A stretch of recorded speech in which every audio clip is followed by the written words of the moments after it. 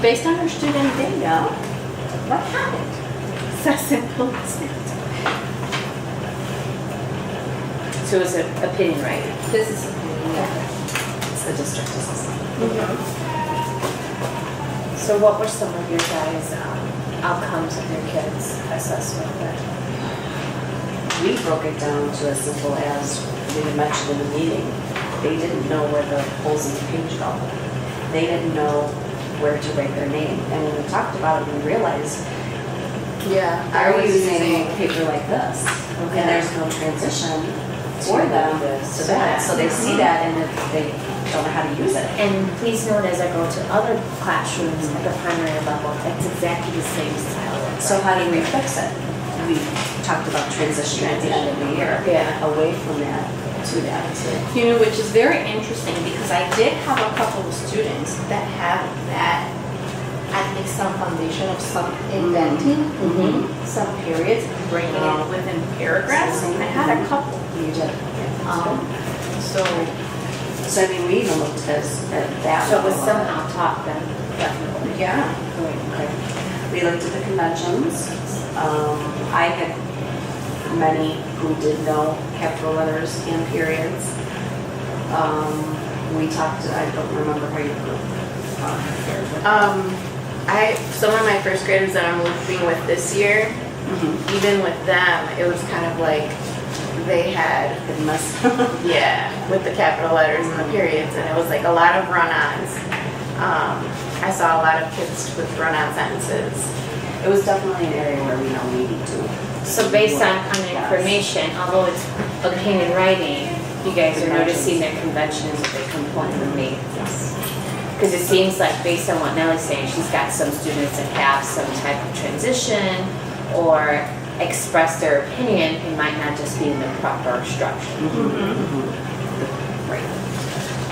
So I'm thinking with my kids, like how I totally missed out on the paragraphs last year. So I'm thinking this year, in order to teach those parts, start them off with different pages is parts, and then later on progress into, okay, these parts are called paragraphs, and now let's write them. And how I like how this student had it breaking down. He broke down his paragraphs and made spaces in between his paragraphs, so there is a distinction. Yeah. So they understand that each paragraph is an idea. Something expressive. Yeah. And you know, so conclusion comes in the end. So you can use in conclusion. Is that what? In conclusion. So definitely. Well, I know that at the SIP team, I did share out, and I noticed, Michelle, you got that. We decided as a SIP team that we're going to begin to do that type of work to create the commonality and consistency based on the conversations we're having. So in this year, intermediate is going to use both, right? And the hope is as the kids progress, they'll just have to use one. Based on your students' writing, you share the fact that the students could express their ideas or their opinion and give evidence of it. But your students focused on transition work. So when it comes back to looking at what you guys engaged as focus, did your students give opinion with supporting details of why it's a yes or your students able to Yes. Okay, so yes. And in addition to that, it was also transition for us. Yes. How about you, Brenda? My kids, a lot of them did start off with "in my opinion," but I think some didn't understand exactly what that meant. Like this little guy said, "My opinion is to be funny," so he didn't really. Yeah. Some of them did give examples, like this little girl, she wrote, for example, and then she gave an example of why she liked to play with her family.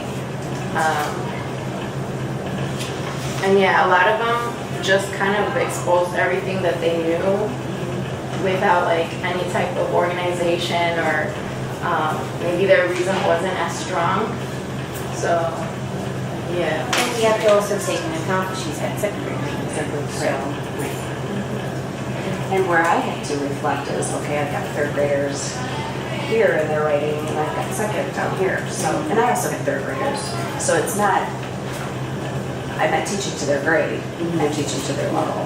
Well, you teach to Differentiating. meet, yeah, exactly.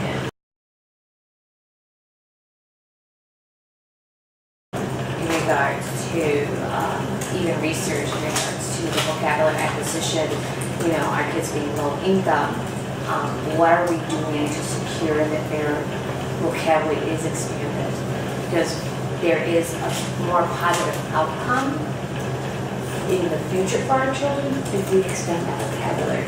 Well, vocabulary isn't just an introduce it and it's done. It's working through the stages, having them work with the words, having them work with the definitions, the spelling, the meanings, using it in writing, just a different variety. It's never just you introduce it and then you move on. It's bringing it back, bringing it back. Okay. One of the other things that we could talk about is that total physical response, similar to today, column or row and that movement. That could probably benefit the students, and when we create the written lessons, we could probably even come up with a symbol or a physical response that would go with evidence, that would go with reasons, that would go with beginning, middle, end. Right. Just that movement that will help secure that vocabulary. Or even I'm thinking of science. Like last year, I had an opinion into science. They had to build and construct towers, and they had to write their opinion on why they thought their tower worked.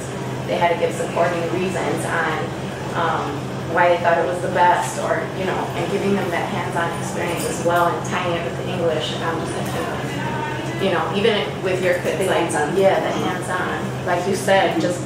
It's not just you learn it once and that's it, like you tie it in. Right. Did you guys do the inventory of learning styles? Yes. Did you do? And did you get like more visual learners and A lot of visual hands-on. So one idea that we had was to include our music teacher.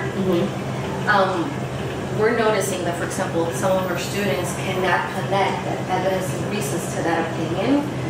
Can we create even a song that will help them connect and remember even like the steps towards creating an opinion writing? So we were thinking of reaching out to her, and so she can come and integrate with us. Right. It might be a little challenging, but I think it will be super beneficial. We could totally tie that song into the vocabulary with their total physical responses. They're singing, they're moving, opinion writing, beginning, middle, and end. Since we're noticing that they need that paragraph form and structure. And I think that speaks to how they learn. I have so many students in my room who are slow music, yes, whistlers. And we They all want to had dance. students that want to, well, you had half and half, right? Oh, that's interesting. Yeah. But in my class, they all wanted music and some sort of